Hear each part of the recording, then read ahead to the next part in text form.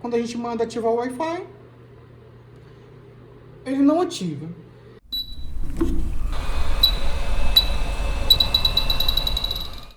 Cordiais saudações, pessoal, tudo bem? Meu nome é Jefferson, técnico da Máximas Tech. O aparelho em questão é um ROG Phone 5S e vamos ver o que está acontecendo com o aparelho. Então, no caso, é do Antônio, ele nos enviou o aparelho via Correios. Ele relata que o aparelho não funciona no Wi-Fi, certo? Para esse modelo aqui, para o ROG Phone 5 e o 5S, isso é uma falha recorrente do aparelho. Assim, pessoal, todo projeto, né, toda vez que há desenvolvimento de um projeto, haverá falhas recorrentes nesse projeto. Então vejam só, Wi-Fi, quando a gente manda ativar o Wi-Fi,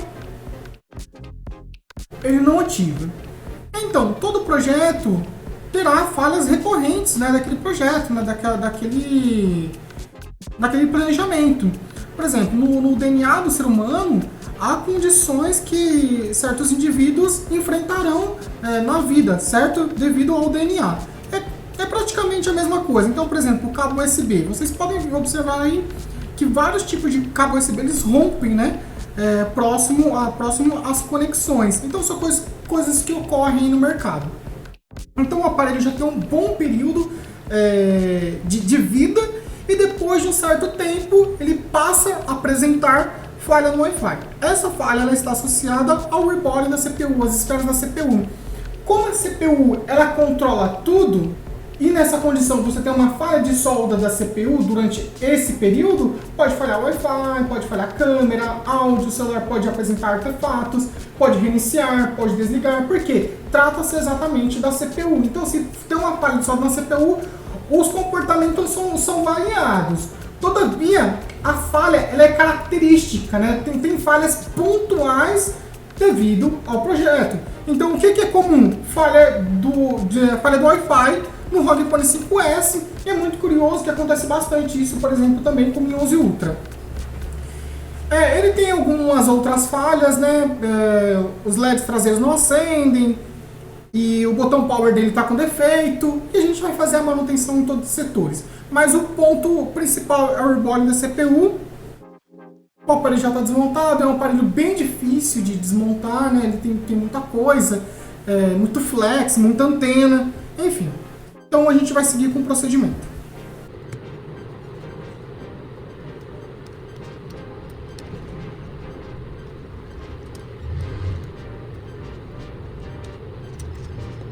Outro ponto, a CPU ela está localizada nessa região. Vocês veem esse material, né, que no caso é uma interface térmica, azul.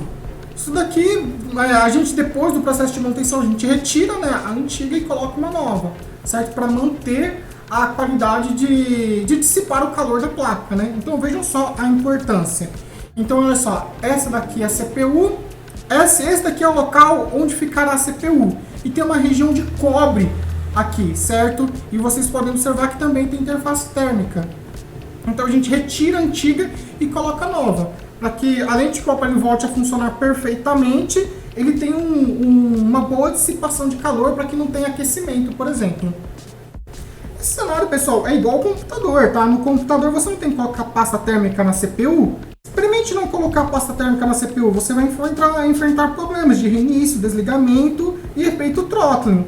Então aqui é a mesma coisa, a gente coloca pasta térmica na CPU para que ela tenha todo o desempenho dela, né? Por exemplo, ela não reduz o desempenho por efeito throttling.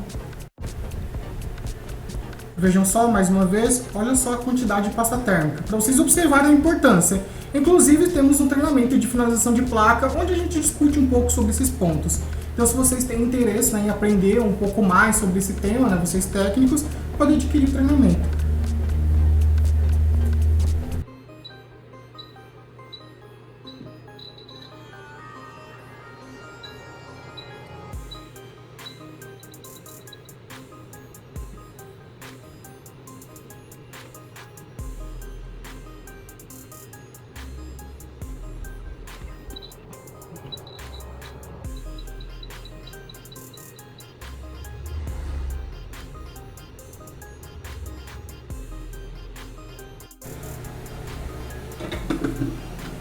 esse primeiro componente retirado é a memória RAM.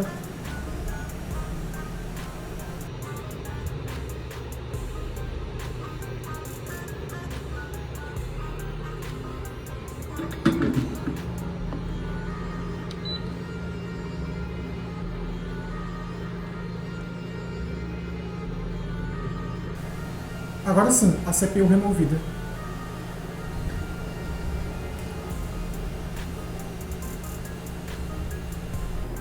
Esses componentes aqui são capacitores e é comum no processo muitas pessoas removerem esses capacitores, como se eles não tivessem função alguma, certo? A gente não recomenda a remoção desses componentes e a gente também não remove, certo?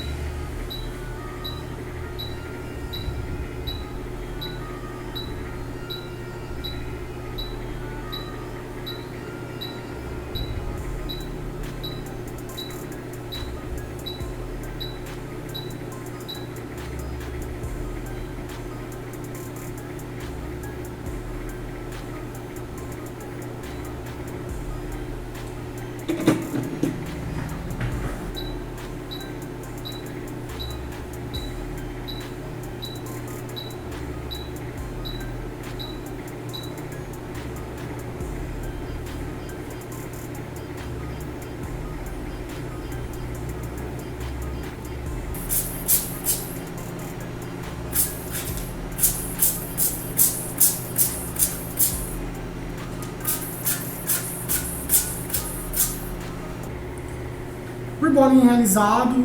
Vejam só como que a placa fica depois do procedimento.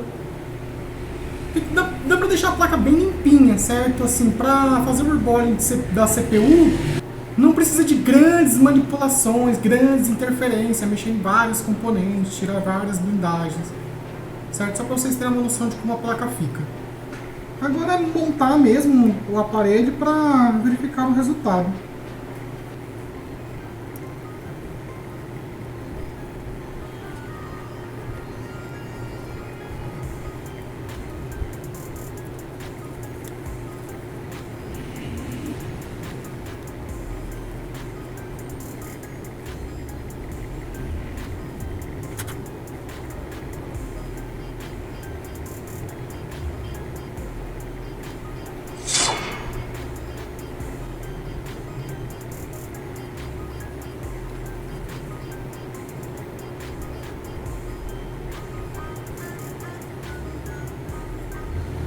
Então tá aí, vamos colocar nas configurações. Internet.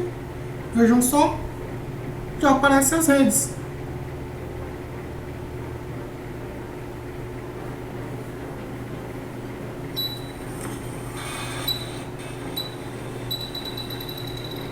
Tá reproduzindo o vídeo normalmente, o som tá normal, né?